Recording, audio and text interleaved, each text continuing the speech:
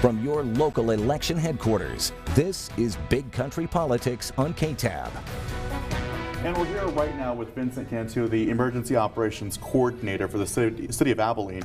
Vincent, thanks so much for joining us. I want to backtrack to Saturday morning and the city's response.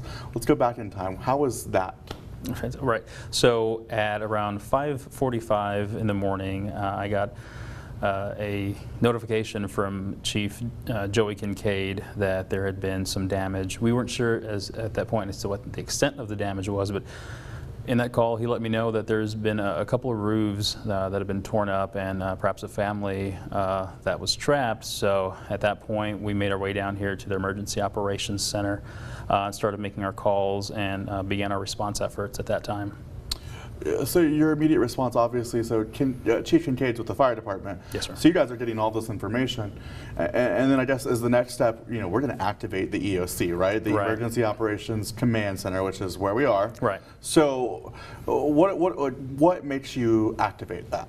So if there's any sort of danger to life and property, so and larger type of events, definitely like tornadoes, massive floodings, or even be it pandemic flu. So some of the big nasty things that can come our way would dictate us opening the Emergency Operations Center and activating. That particular morning when Chief Kincaid gave me a call, it was already at his recommendation from what he ascertained from what was going on that we activate. And when the battalion chief calls you and tells you that, then we're pretty sure we're going to go and make that happen. So right, and we'll talk more about the EOC in just a second, but let's go back. You said that Kincaid had said that there were people trapped, and we were hearing on the scanner that there was a couple instances of that.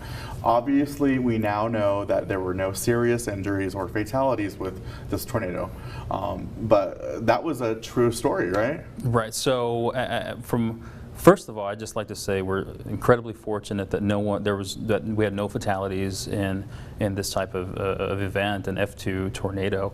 It could have been much worse, but we're very fortunate and grateful that there was no injuries attributed to this event.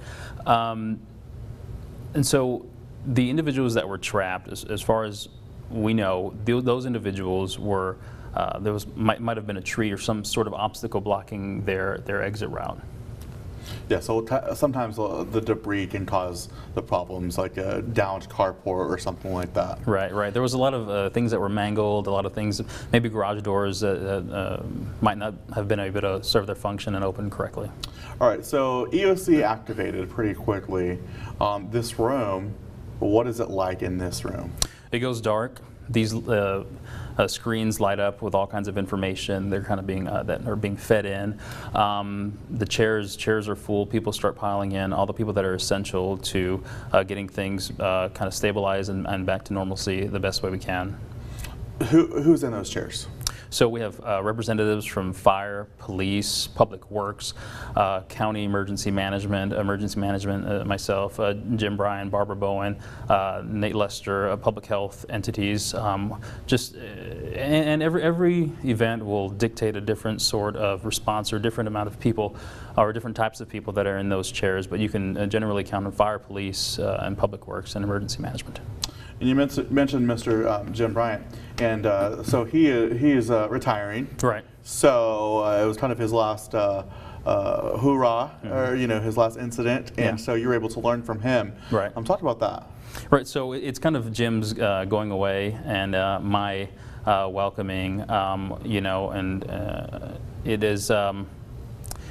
It was great to kind of learn what Jim would have done in these types of situations.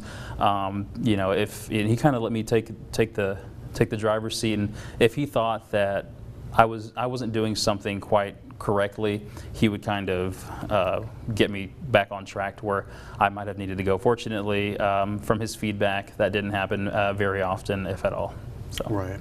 So that morning, Saturday morning, we were then notified that the EOC had been activated. What does that actually mean to the average citizen of Abilene? Does that mean that there's just this central command where you guys are saying, okay, well, we need trucks, we need, to declare this disaster? Because this is the room in which the mayor signed the disaster declaration, right? Yes, it is.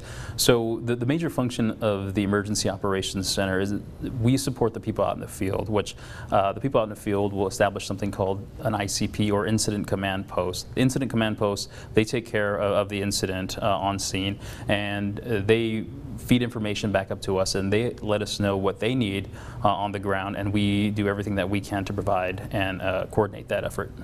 Well, and I will say that lots of people I've seen on social media really commending the city's response and really how quickly it was. Whether that was, trucks for debris, immediate opening of the brush centers and that sort of thing. So that's kind of all things that are happen here in this room, right? Absolutely. Those things, they'll go through our Public Works arm. We'll have someone here to kind of help with logistics and make things like that happen. And then when we're talking about Mayor Williams signing this disaster declaration, what does that mean? So that allows us to, it sets circumstances in place that allows us to do certain things in a disaster, and those type of things will depend on the disaster, of course. But I will say that Mayor Williams, City Management, Robert Hanna, Mindy Patterson, and Michael